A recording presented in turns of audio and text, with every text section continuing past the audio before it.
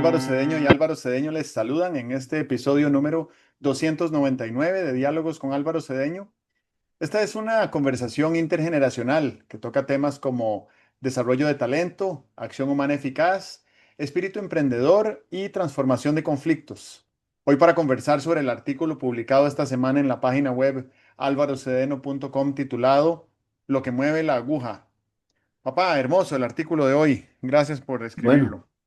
qué bien, qué bien. ¿Cómo Muchas estás? gracias a ti. Muy bien, muy bien. Bueno, ok. Cuéntanos de dónde viene esta inspiración. Bueno, primero el título. A mí me llama mucho la atención que ahora para hablar de como de prioridades, para hablar de impacto y tal, se usa esa frase tan gráfica de lo que mueve la aguja, ¿verdad? Y entonces yo me la imagino como en el tanque de gasolina, la aguja moviéndose cuando cargas de gasolina y bajando cuando vas haciendo uso de la gasolina. Pero también se puede ver de otras maneras, ¿verdad? Se puede ver de otras maneras. Me parece que los que llevan un apunte de las horas que dedican a una determinada actividad, ejercicios, estudio, lo que sea, pues van apuntando ahí, ven que según vayan haciendo horas de ejercicio, va subiendo la cuenta, 8 horas, 10 horas, 12 horas en la semana. Entonces me resulta muy gráfico eso de ver una aguja que mide lo que a uno le interesa. Y en este caso, de lo que se trata es de preguntarnos qué es lo que nos hace más felices. Es una pregunta muy, muy gruesa. He visto explicaciones escapistas que dicen, no, no, es que la felicidad es muy subjetiva, eso, ni hablemos de felicidad. Pero según pasan los años, veo que más gente seria con técnicas cuantitativas se va metiendo con el tema de la felicidad y van logrando hacer afirmaciones razonables. Entonces, yo pienso que ya no deberíamos tener ese rechazo a conversar de felicidad. Sí es un tema subjetivo, pero a mí me ha parecido desde hace muchos años que la felicidad no es eh, algo que esté influenciado solamente por el azar. Claro que el azar interviene en la felicidad, pero no está solo determinado por el azar, sino que la felicidad es cuestionable. A mí me gusta pensar que hay cosas que si las hacemos aumentan la probabilidad de ser felices o de ser infelices y eso ya es algo, ¿verdad? Entonces, bueno, empezaba por preguntarme la diferencia entre felicidad y esas explosiones eh, emocionales de contentera. Claro que cuando estoy en la playa, estoy en unos momentos bonitos, estoy de vacaciones, tengo el mar ahí, tengo el tiempo libre, el clima muy bonito, todo eso me parece que contribuye a sentirse contento, alegre y tal. En otras oportunidades he tratado de diferenciar entre lo que es estar contento y estar feliz. Y digo, contenta está una vaca en un buen pastizal, pero un ser humano feliz es otra cosa, muy distinta a una vaca que está satisfecha porque tiene mucha comida a su disponibilidad. Y entonces me puse a explorar por ahí en la inteligencia artificial qué, qué dicen distintos movimientos mundiales importantes sobre la felicidad. Por ejemplo, los budistas, ya eso se sabe hace tiempo, que dicen los budistas que la felicidad no depende de tener mucho, sino de desear poco, que es el deseo. lo que nos hace infelices. Sí, dispongo de una serie de bienes, pero deseo mucho eh, unos cuantos bienes de los cuales no dispongo.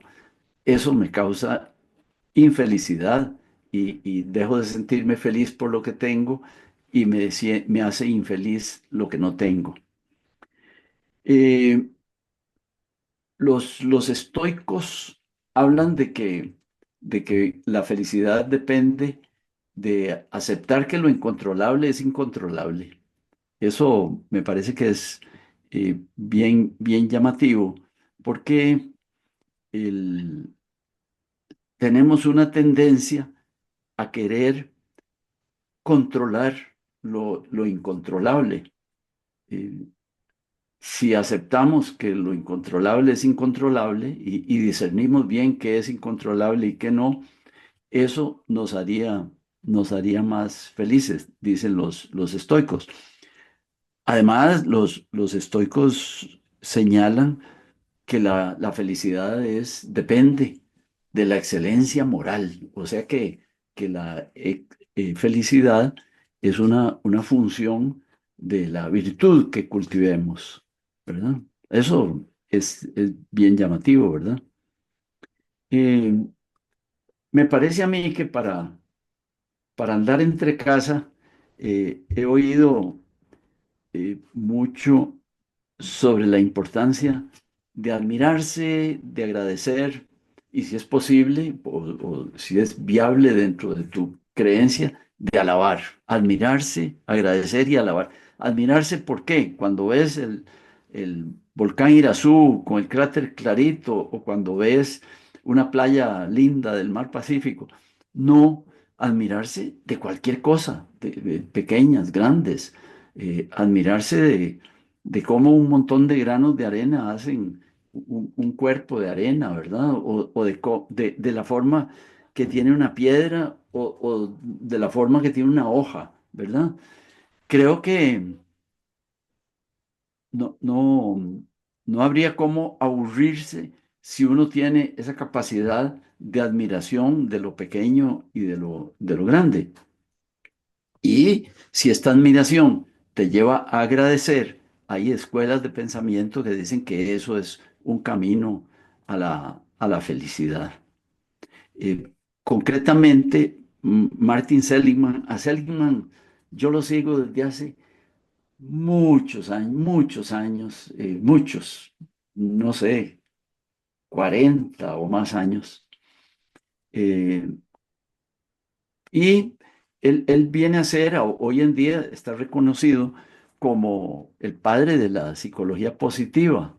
Básicamente, el cuento de Seligman era, pero ¿por qué nos estamos preocupando tanto por lo que no tenemos, por la forma como no fuimos criados, por lo que nos hicieron? Dejemos esa cosa y veamos de ahora en adelante qué podíamos hacer para gestionar nuestra propia felicidad. Y entonces él habla de la importancia de las relaciones personales, de dar y como forma de dar, de agradecer, ¿verdad? Me acuerdo en libros muy antiguos que decía, piensa en 5 personas a las cuales usted les tenga que agradecer algo, escríbales una carta, dígales en un parrafito ahí, viera que yo a usted le agradezco tal y cual conversación o tal y cual regalo o tal y cual gesto que tuvo conmigo, que eso es constructivo de felicidad tanto para el que lo recibe como para el que lo da.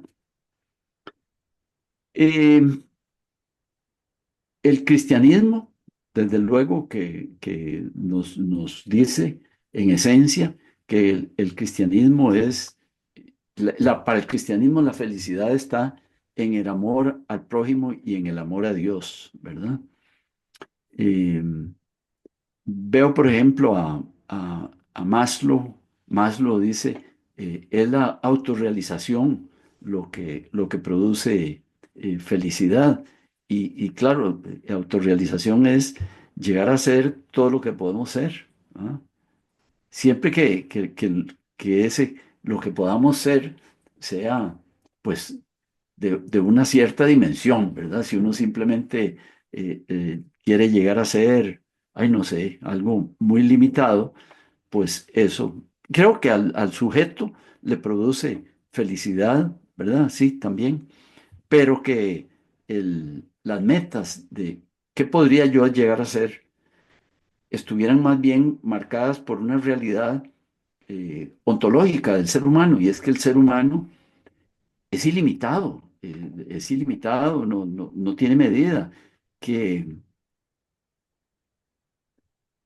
tan ser humano es el sabio, tan ser humano es el héroe, como todos los demás, que quién sabe por qué el héroe se actualiza como héroe y el sabio se actualiza como sabio, pero que todos tendríamos la potencia de llegar a ser más de lo que estamos siendo o más de lo que estamos aspirando a ser. Eh, Creo que por ahí andaría mi introducción del, del tema de la felicidad y el tema de qué es lo que mueve la aguja para que yo sea más feliz. Podemos irlo ahí eh, construyendo juntos. Me gustó mucho el artículo y siento que lo recibí en un momento muy apropiado en el que necesitaba escuchar algunas de esas cosas y recordar algunas otras.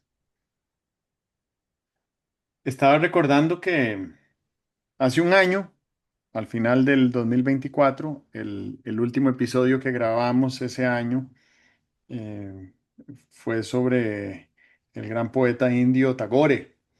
Entonces Mm, me dejó una sensación de plenitud espiritual ese episodio. Y este episodio siento que tiene desde temprano una aura similar. Hablaste al principio de impacto, mencionaste el impacto y creo que no te fuiste por ahí, pero lo dejaste mencionado y a veces me parece que el impacto es un programa biológico que tenemos, ¿verdad? Genéticamente el ser humano fue diseñado para servir y entonces en el servicio a otros y a la comunidad impactamos, ¿verdad? Creo que los dos términos, servicio e impacto, son interpretaciones conceptuales de ese programa biológico que a lo que tiende es a decir que nosotros somos una especie social. De esto terminamos hablando la semana pasada y esto también me llama la atención. Entonces, exploro la posibilidad de que en esa vocación de compartir juntos el peso de la vida como comunidad, del tamaño que sea la comunidad, siento que ahí hay un mecanismo genético en nuestra especie para crear y sostener un espacio en el cual más personas puedan más rápidamente alcanzar niveles de felicidad óptimos. No sé si hay una medición de felicidad. Me parece que sí hay esfuerzos por tratar de medir la felicidad, pero a lo que voy no es a eso, a lo que voy es que si tenemos claridad de que en lo colectivo nos distribuimos la carga, entonces en lo individual no tenemos que levantar todo ese peso y además tratar de ser felices, sino que podemos levantar ese peso entre todos y tratar de ser felices y ver cómo hacemos para ayudar a que otros también lo sean. Por mucho tiempo negué el concepto de felicidad, no la felicidad en sí, no quiere decir que yo era un gruñón ni una persona deprimida o triste. Quiere decir que me parecía que el concepto de felicidad era muy egoísta y trataba de ver la felicidad a título individual. Entonces, lo que acabo de decir justamente de la colectividad es ¿Cómo podemos hacer para crear un espacio que ayude a contener el peso de la vida en lo colectivo para que individualmente podamos florecer y dirigirnos por lo que denomino nuestro sendero perfectible? ¿Cuál es ese camino que vamos a transitar donde si vamos mejorando poco a poco, eventualmente un día llegaremos al esplendor? O mejor aún, nos daremos cuenta de que el esplendor es el camino. Y luego pienso también en otro concepto que es el de prosperidad, que ese era el concepto que yo abrazaba mientras negaba el de felicidad porque lo consideraba muy individualista.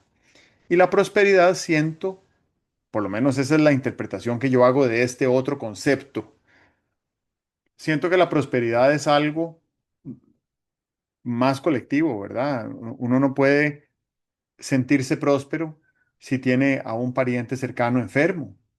Uno no puede sentirse próspero si el vecino tiene hambre. Uno no puede sentirse próspero si hay violencia en las calles. Entonces a mí me gusta mucho el concepto de prosperidad porque siento que se convierte en una avenida perfectible que a donde conduce es a la paz, o mejor aún, si nos damos cuenta de que la paz es el camino. Eso lo dice Gandhi, no lo digo yo, pero lo repito. Luego pensé, mientras conversabas, sobre la diferencia entre el deleite y el hedonismo. Son cosas completamente diferentes, pero yo siento que nosotros no aspiramos en nuestra vida a deleitarnos. Eh, Algunos de nosotros sí aspiramos al hedonismo. Y el hedonismo es tal vez lo que está ubicado en términos ideológico o espirituales al, al al estoicismo. Y sin embargo, vemos hoy en día cada vez más gente que por las razones que sean aspiracionales o de poder adquisitivo, tienen un estilo de vida hedonista.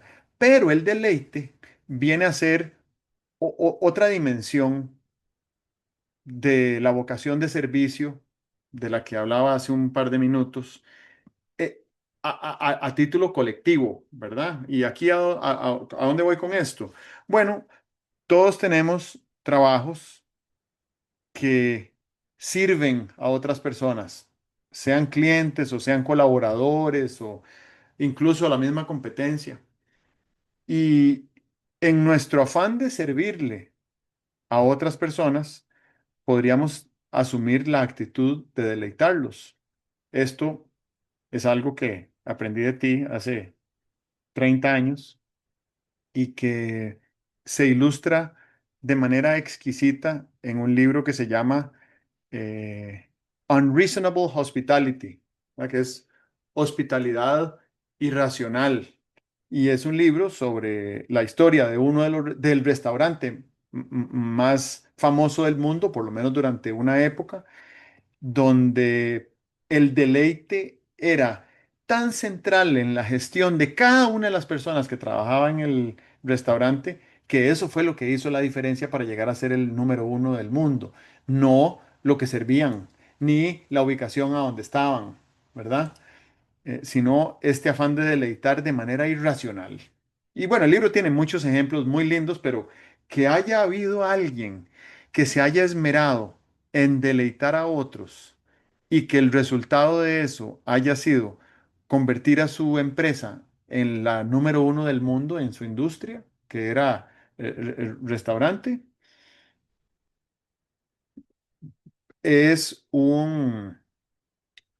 es una inspiración realmente, porque eso me lleva a pensar que el impacto, el servicio, la felicidad, la prosperidad, el deleite, son cosas que ya venimos programados para hacer, solo que no siempre, vamos a decirlo así, son cositas que hemos olvidado y podemos recordarlas, ¿verdad? Porque cuando nosotros hicimos la gran marcha suena muy Partido Comunista de Mao, pero la gran marcha que hizo la humanidad desde Etiopía, el Cuerno de África, hasta la Patagonia, que duramos 60.000 años en esa caminata, en esa caminata deleitamos a los que nos acompañaron de múltiples maneras por miles de generaciones.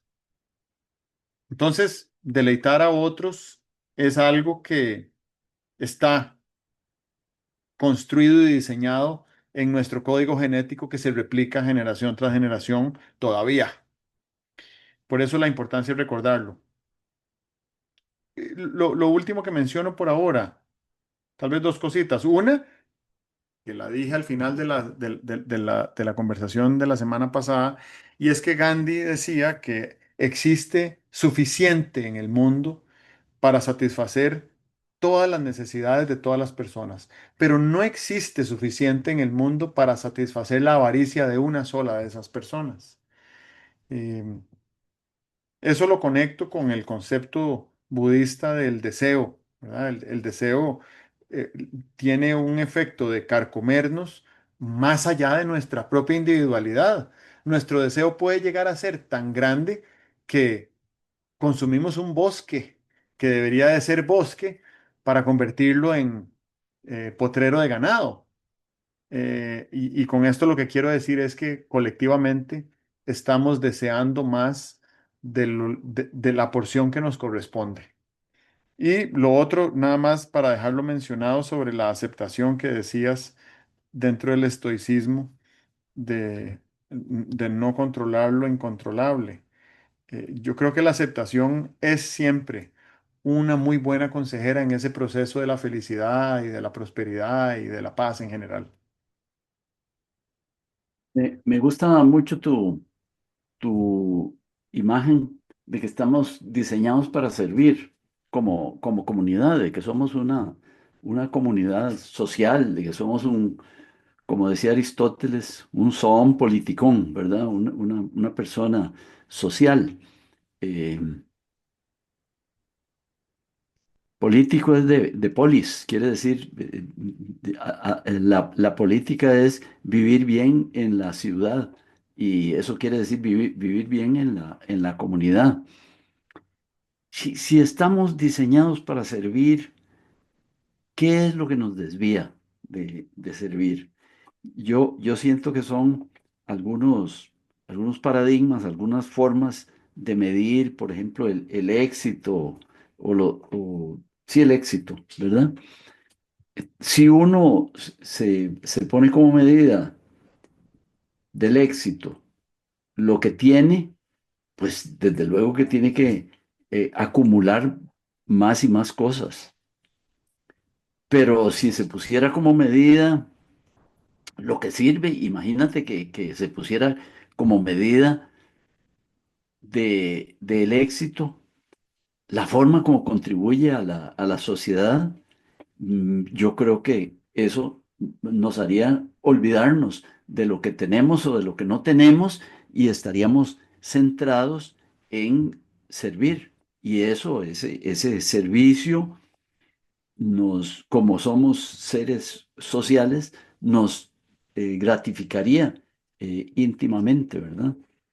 Entonces, claro, ahí incluso cuando decimos, es que nos mueve mucho el afán de tener, habría que preguntarse, ¿y por qué nos mueve el afán de tener? Para decirlo de manera así muy rotunda, hombre, en una sociedad donde lo que se tiene no fuera tan exhibible y lo que no se tiene tampoco fuera tan exhibible, uno se movilizaría menos por el afán de tener. O sea que la demostración de lo que se tiene sería un freno para convertirnos en seres que sirven, que contribuyen a lo social. La demostración de lo que se tiene, porque la energía que gastas en demostrar lo que tienes, se la estás quitando a la posibilidad de hacer cosas por, por la sociedad, por la comunidad y tal y cual. Y la otra cosa que me parece, para decirlo así, eh, eh, plásticamente, que me imagino así a la carrera, que contribuye a que nos desviemos del servicio y valoremos lo que tenemos, son las vitrinas. Las ventanas de las tiendas, por definición, nos muestran cosas que no tenemos y están mostradas entre la vitrina y la publicidad, están mostradas para que uno sienta una desarmonía por lo que no tiene. Todo, todo anuncio publicitario, en esencia, lo que te dice es, oiga, usted se está perdiendo cosas por no tener este paraguas o por no tener estos zapatos o por no tener esta motocicleta. Y eso, desde luego, que hace que la energía que podríamos estar empleando en contribuir a servir, la estemos dirigiendo más bien a ver cómo hago para tener eso que está en la vitrina de la eh, tienda. Pienso en qué argumento serviría para apoyar esa idea tuya de que estamos diseñados para servir. Y es la idea de una fiesta.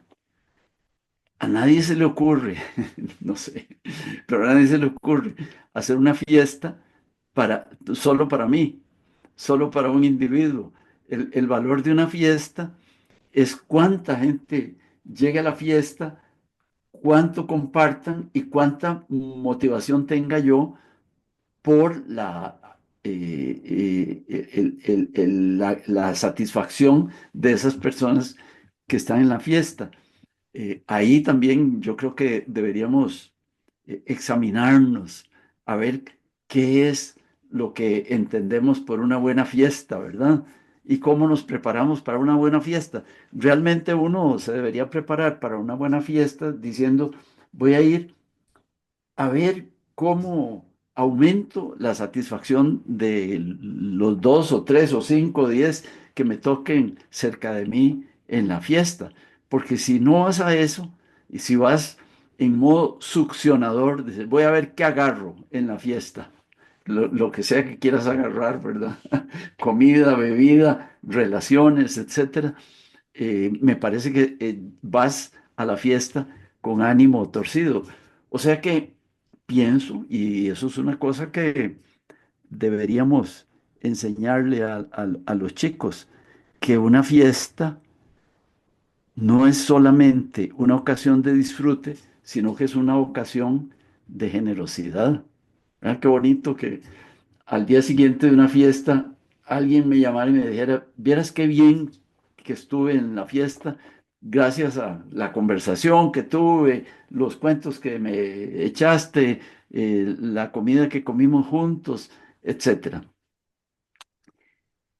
Y cuando hablo de estas cosas que tienen valor comunitario, pienso en el lenguaje. Imagínate que yo inventara un lenguaje. Una noche de desvelo me inventé un lenguaje eh, más económico, más claro, que pudiera tocar más temas que el español que hablamos. ¿De qué me sirve el lenguaje que me inventé anoche? Tendría que enseñárselo a no sé cuánta gente para que ese lenguaje pudiera darnos satisfacción. ¿Qué es lo grandioso del lenguaje, de la lengua materna? ¿Qué es lo grandioso de la lengua materna? Que cuando nos conectamos con ella, ya era una lengua para millones de personas. Y entonces simplemente entramos a participar en una comunidad de disfrute. Creo que sobre esto pensamos poco, pensamos poco en en el disfrute de entender al otro y de ser entendido en lo que nos estamos diciendo. Cuando uno tiene que participar intensamente usando una lengua extranjera, yo por lo menos siempre, como no soy bilingüe, siempre siento que en una lengua extranjera estoy arañando para darme a entender y arañando para lograr entender. Alguna vez en- participando en un programa de desarrollo, puchica, me sentía que era tan ardua la tarea de darme a entender y a entender que al final, por la noche, cuando quedé solo y pude volver al español, a reflexionar en español y a entenderme como me entiendo en español, daba gracias por la lengua. La lengua es un don, ¿verdad? Y por qué es tan valiosa la lengua? Porque es compartida y compartible, ¿verdad? Entonces, eso va en abono de lo que decías, que estamos diseñados para servir. Eh, y finalmente, la otra cosa bien llamativa de la que hablas es del deleite y del esmero. Eh, yo me acuerdo en charlas sobre mercadeo cuando yo hablaba de la satisfacción del cliente. Y una vez se me ocurrió hablar del deleite del cliente. No me acuerdo de dónde lo pesqué, por ahí de algún autor, es posible. Pero empecé a hablar de deleite y yo entendía lo que era deleite. Y una vez alguna persona me preguntó, ¿y qué es deleite? ¿Cómo lo define? Y dije yo, bueno, es hacer las cosas por el cliente de tal manera que fuera posible que el cliente se desmayara de satisfacción, que caiga el cliente para atrás de lo inesperado de esa satisfacción. Imagínate si nosotros saliéramos a la calle todos los días y dijéramos, bueno, ahora que estoy recién cafeteado, voy a preocuparme por deleitar a las primeras cuatro personas con las cuales me encuentre. Nuestro convivir sería totalmente distinto porque eh, no son muchas los intercambios que producen deleite, ¿verdad? Y realmente si lográramos dar en el clavo de cómo deleitar al otro, eh, pues estaríamos aumentando enormemente la satisfacción y creo yo que la felicidad ambiente. Miras que en ese libro de Hospitalidad Irracional, no sé si esa es la mejor traducción, Unreasonable Hospitality, eh, cuentan el ejemplo de una familia de cuatro personas europeas que llegan a Nueva York, a donde está este restaurante para el que hay que hacer reservación con meses de anticipación y que comer ahí cuesta una pequeña fortuna. Entonces están ahí sentados los cuatro en la mesa y deciden brindar por este viaje tan lindo de 3 semanas que habían podido hacer a Nueva York como familia. Y uno de ellos dice que lo único que les faltó experimentar en este viaje fue comerse un hot dog neoyorquino callejero. Y uno de los meseros pesca lo que dijo esa persona y le van a decir al chef y el chef manda a un mensajero a la calle a comprarse dos hot dogs en un puesto de hot dogs de la calle, los parten a la mitad y se los sirven de manera muy sofisticada como una boca cortesía de la casa. Bueno, me imagino lo que se debe haber sentido como Claro. clientes, de que les Ujú. leyeran el corazón y la mente de lo único que no pudieron obtener en ese viaje tan esplendoroso que tuvieron en Nueva York y que de pronto aparezca en la mesa ahí sin haberlo pedido y sin tener que pagar por él, ¿verdad? Em, hablaste de gratificación. Me hizo pensar, bueno, obviamente la palabra gratificación yo creo que se puso de moda conjugada con la inmediatez de esa gratificación que es lo que nos da la digitalización hoy en día, sobre todo la digitalización en redes sociales. Yo me imagino que una persona como tú no anda por ahí persiguiendo durante el día dopamina chatarra, pero quienes usamos las redes sociales inevitablemente estamos condicionados a perseguir dopamina chatarra en la forma de reconocimiento y me gusta y compartir lo que uno publicó, ¿verdad? Eso se convierte en un incentivo lúdico que tiene un efecto endocrinológico desastroso, porque podemos llegar a un punto en el cual se nos agota temporalmente, pero se agota nuestra capacidad de producir dopamina. Y los casos clínicos que se han visto en los últimos años de gente a la que se le agota su capacidad de producir dopamina, lo que tienen que hacer es una limpia de 15 días donde se desconectan de toda fuente de dopamina chatarra para poder restablecer en el sistema endocrinológico la capacidad de producir dopamina. Así de severo. Entonces, me pongo a pensar cuando hablas en la gratificación prolongada y no sé qué es, nunca he escuchado el término, pero me imagino que hay un proceso en la vida en el que poco a poco vamos sintiéndonos bien de la estela que va quedando en el camino, no para vanagloriarnos de ella, sino como reafirmación de que este es el camino correcto, de que somos las personas encargadas de transitar este camino, de ir por este sendero perfectible, como dije hace un ratito, ¿verdad? Entonces, esa gratificación prolongada está en constante conflicto con la gratificación instantánea para quienes estamos en ese en ese barco, ¿verdad? Bueno, que gratificación instantánea también es estar revisando las noticias continuamente para ver qué hay de nuevo, ¿verdad? O revisar las noticias y punto, ¿verdad? ¿Qué importancia tiene revisar las noticias si lo que nos da es una visión tan minimalista y sesgada de todo lo que está pasando en el mundo en todo momento? Entonces, pues creo que uno tiene que escoger de de qué mantenerse informado. Hay un dicho africano que me gusta mucho, hablando de gratificación prolongada y hablando de la gran marcha de la humanidad, que dice, si quieres caminar rápido, ve solo, y si quieres caminar lejos, vayan juntos. Y a mí me parece que la gratificación prolongada es más esa sensación de que vamos en este camino y de que todos estamos bien y que todos tenemos lo básico y que todos amanecimos vivos y saludables y dispuestos para seguir el camino. Esa gratificación prolongada también es compartida entre todos. Es algo que yo siento que nuestra genética contiene, que nosotros nos sentimos muy bien de ver a otros y de verlos progresar también, ¿verdad?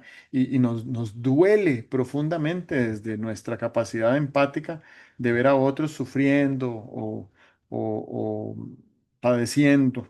Ujú. Sobre vitrinas y mercadeo, yo creo que lo más dramático es que convierten al intercambio de energía entre los seres humanos en una transacción que está y que es inducida por la oferta, no por la demanda, ¿verdad? Yo voy a la feria del agricultor el fin de semana y compro, bueno, lo que llevo en la lista, que son las cosas que necesito, que sé que nos gusta, que sé que comemos, que son saludables, que sabemos cómo preparar, que forman parte del menú de la semana. Pero si yo no fuera a la feria del agricultor y me empiezan a llegar mensajes de berenjenas o de mandarinas, probablemente yo terminaría comprando berenjenas o mandarinas cuando en realidad no las estaba necesitando. Y creo que mucho de lo que nosotros adquirimos hoy en día en el mercado, lo adquirimos sin necesitarlo. Sobre todo lo que adquirimos con una moneda intangible como lo es nuestra atención en la economía de la atención que opera en la computación moderna, es parte de la economía digital, estamos constantemente pagando con el 100% de nuestra atención por información y por energía y por emociones y por vínculos y por modelos y por productos que no necesitábamos, que no queríamos y que además no robustecen nuestro bienestar, sino que probablemente lo degradan.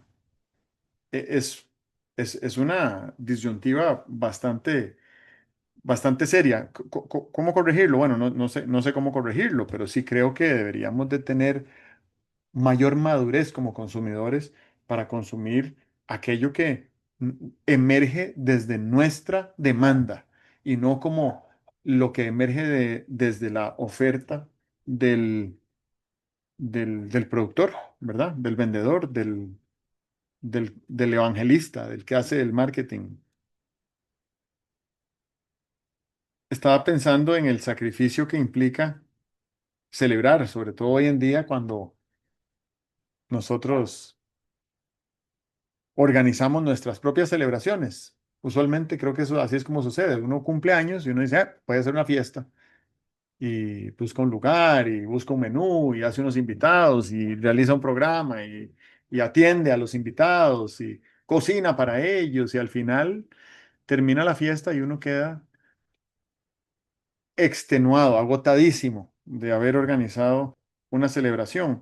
Y yo no sé si esa será una celebración. Me encantaría explorar la parte biológica de hacer ese sacrificio, si será un asunto de servicio o si es un asunto hedonista de quiero que vengan a celebrarme o quiero que me vean o quiero ver a estas personas y por ende quiero que atiendan a mi convocatoria. No sé, lo dejo planteado como una interrogante. Lo último es que estaba escuchando hace un par de días em, una, un video, estaba viendo un video de un instructor de fútbol de niños en una escuela de fútbol europea.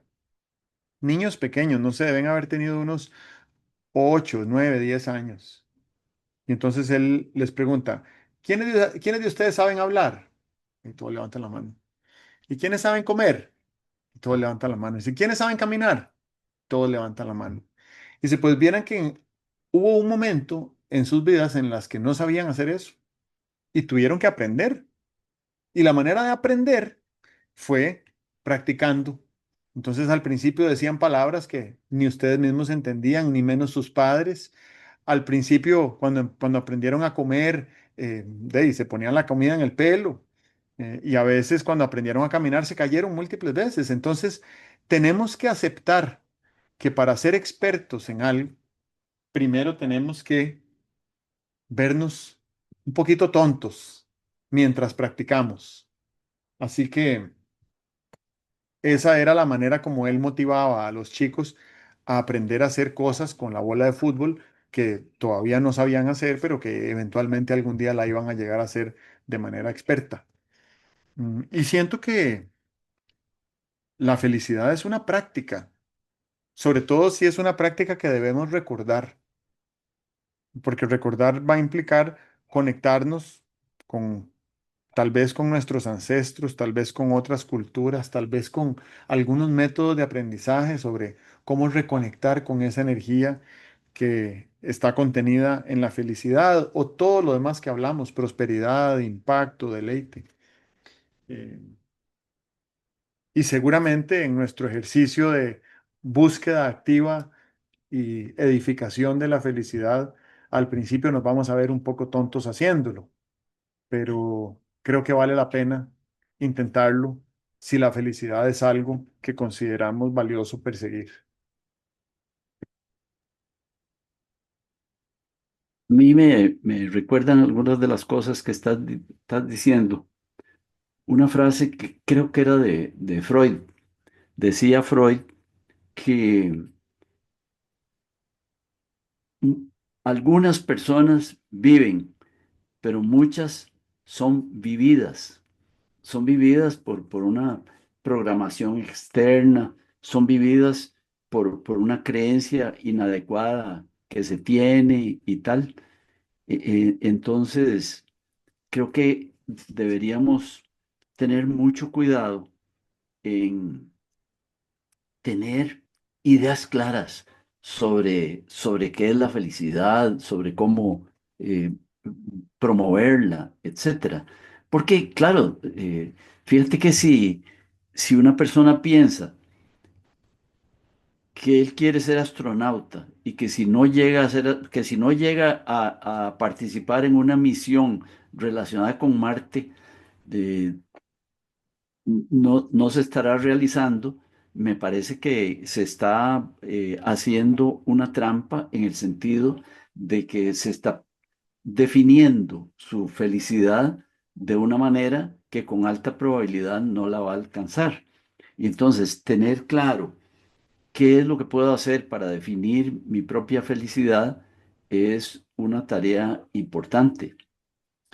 Eh, Vamos a ver, una, una gestión de la felicidad tiene que ser proactiva. Yo sostengo que es posible gestionar la propia felicidad. Bueno, para empezar, uno podría tener una especie de noción pasiva de la felicidad. No es gestionable la felicidad. La felicidad es lo que la vida me haga, lo que los que están alrededor mío me hagan, ¿verdad? Es la expresión esa que se oye, es que mi pareja no me hace feliz. Bueno, ¿y desde cuándo tenía tu pareja que hacerte feliz?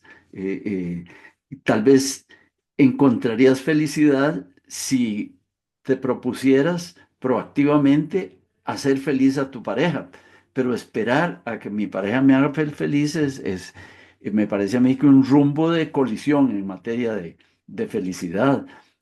Mi profesión no me hace feliz. Bueno, cámbiela o véala desde otro ángulo o reinvéntese y tal, ¿verdad? Esa noción de que la felicidad es algo que nos ocurre mientras estamos sentados en la banca del parque y cuando nos llegó esa golpe de felicidad, ya ahora sí, ya ahora soy feliz, ¿verdad? Esperarla o pedirla a otros me parece que es un camino equivocado.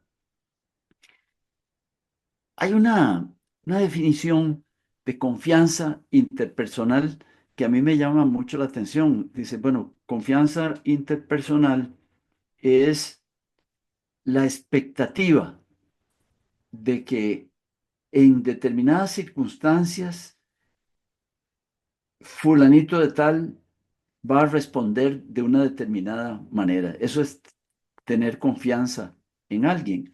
Me parece a mí que es muy válida esa definición de confianza, pensando en la gratificación prolongada que uno tiene cuando tiene relaciones interpersonales de las cuales tiene confianza, tiene una expectativa de que va a obtener un determinado trato. Por ejemplo, eh, alguien que espera, tiene un amigo y no lo ve nunca, pero sabe que en el momento en que tuviera algo que comunicar, algo que pedir, algo que preguntar, ahí está el amigo. Esa noción de que ahí está el amigo o la pareja o la relación interpersonal que puede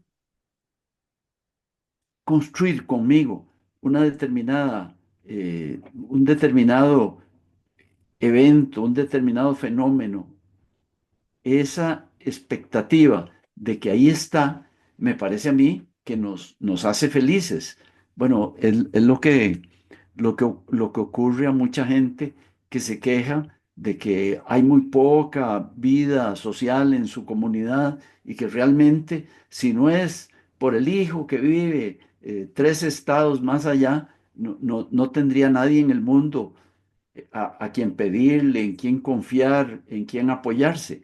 Esa soledad de algunos países, sobre todo de algunas concepciones de la vida familiar, esa soledad me parece que va contra la idea de la felicidad, porque la idea de la felicidad es sentir que aunque no lo esté necesitando todo el tiempo, existe lo que se llama una red de apoyo a la cual podría recurrir. Existen, para decirlo en lenguaje literario, puertas a las cuales podría ir a tocar. Hay un tango que dice, cuando estén secas las pilas de todos los timbres que vos apretás. Bueno, eso es la tragedia. Cuando usted sabe que ninguno de los timbres que toque, que ninguna de las puertas a las cuales llame se le van a abrir, eso es la infelicidad mayor. Bueno, a contrario sensu, la felicidad es saber que hay puertas, nunca las toco, no las frecuento, pero sé que hay puertas a las cuales podría tocar en directo, a través del correo electrónico, asomándome por la ventana y hablando con alguien y tal. Creo que felicidad es tener puertas a las cuales tocar con expectativa de que voy a ser bien recibido. Esa es la felicidad proveniente de las relaciones interpersonales.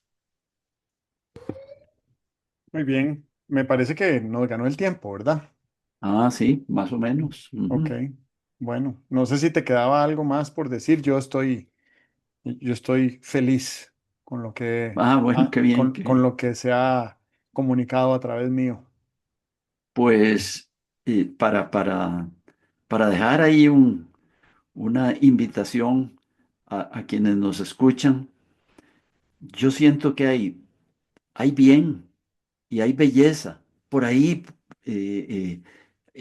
como bienes libres, ¿verdad? Hay bien y hay belleza.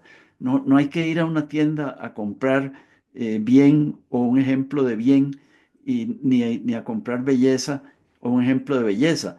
Hay una belleza perceptible casi todo el tiempo y un bien perceptible casi todo el tiempo. Bueno, acerquémonos ahí porque esa sintonía con el bien y con la belleza podría ser un inicio del camino hacia la felicidad.